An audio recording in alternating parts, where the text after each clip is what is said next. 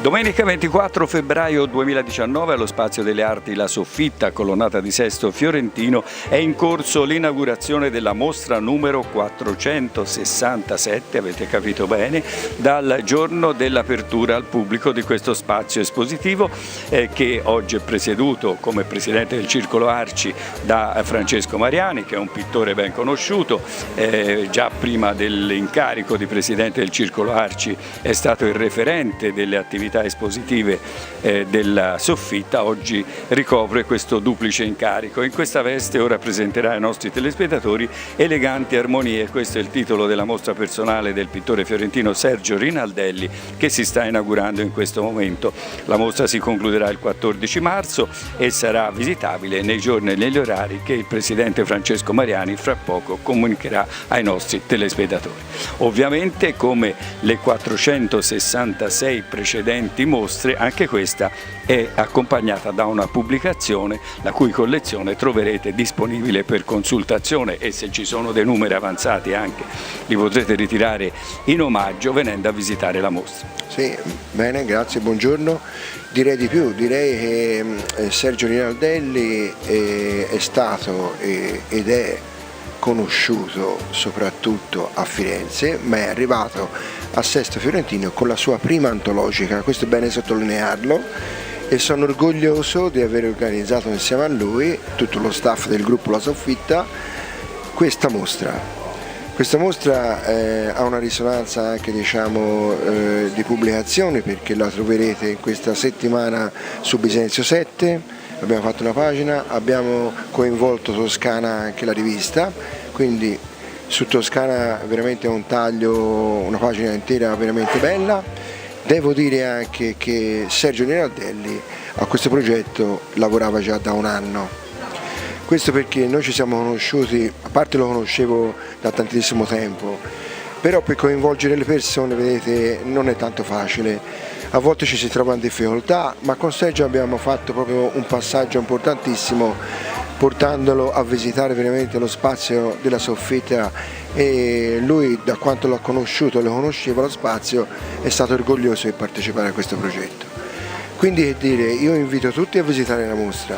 Ecco, ricordiamo gli orari, i giorni d'apertura. Infatti gli orari sono che il lunedì è chiuso, la domenica mattina è aperta dalle 10:30 a mezzogiorno e 30, dalle 16 alle 19, e dal martedì al venerdì dalle 16 alle 19. Troverete l'ingresso libero, ovviamente, come sempre, un catalogo brochure che abbiamo fatto per i visitatori gratis.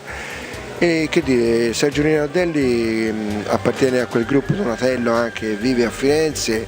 Domani c'erano alcuni artisti del gruppo Donatello venuti qua per rendere omaggio al loro socio e collega. Certo, infatti ringrazio anche il gruppo Donatello della loro presenza.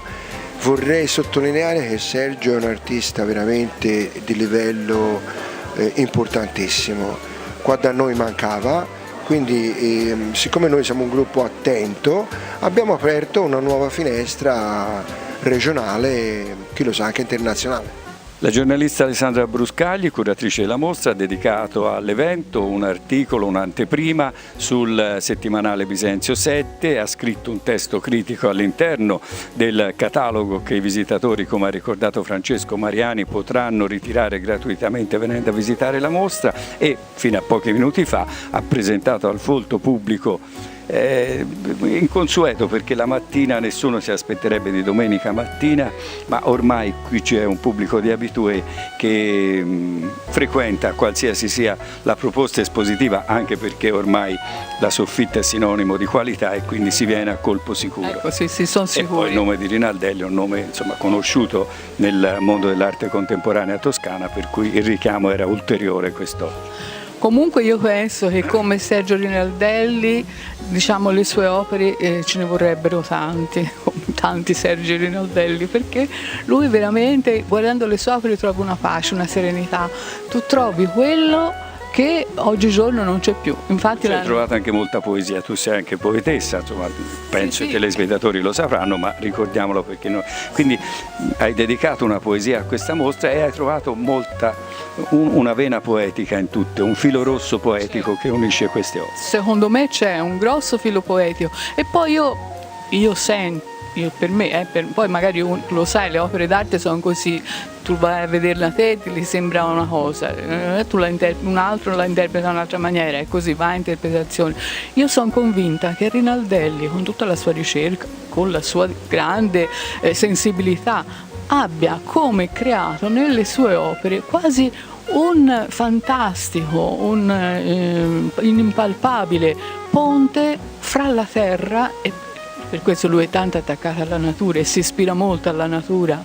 Gli basta un albero secco per poi, ecco, dicevo, come un ponte fra la terra, una trascendenza fino ad arrivare al cielo, e con un'armonia che, guarda, te tu lo sai meglio di me perché tu giri, tu vedi, e c'è tanto bisogno oggi di armonia a tutti i livelli e tutti i credo, non so se il titolo l'ha scelto Sergio, l'hai scelto tu, ma si potrebbe elegante armonia anche cercare un sinonimo, anche se non è ovviamente un sinonimo, eleganti geometrie, perché queste geometrie sono delle architetture che riescono a tenere in piedi l'assunto del quadro in maniera mirabile.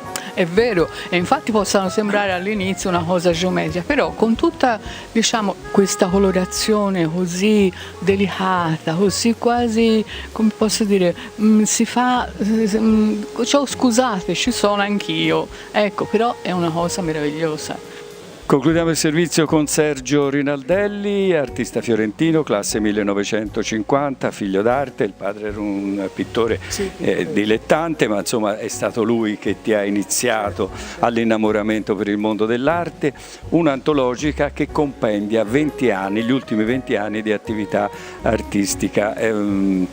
Sergio fa parte dello storico sodalizio Donatello di Piazza Donatello a Firenze, stamani c'erano anche Luana Lapi e altri esponenti, Marcello Paoli del Donatello, venuti a rendere omaggio al loro collega. Allora, come possiamo definire questa mostra? Io l'ho definita con Alessandro omogenea, perché pur essendoci tante opere non ci sono sbalzi, quindi probabilmente un filo logico, culturale, artistico, coerente. Fino dall'inizio di quella che io definisco astrazione simbolica, perché diciamo io mi sono sempre mosso in un'ottica di simbolismo, e sono stato molto influenzato dal simbolismo francese e mitteleuropeo, non solo artistico ma anche letterario.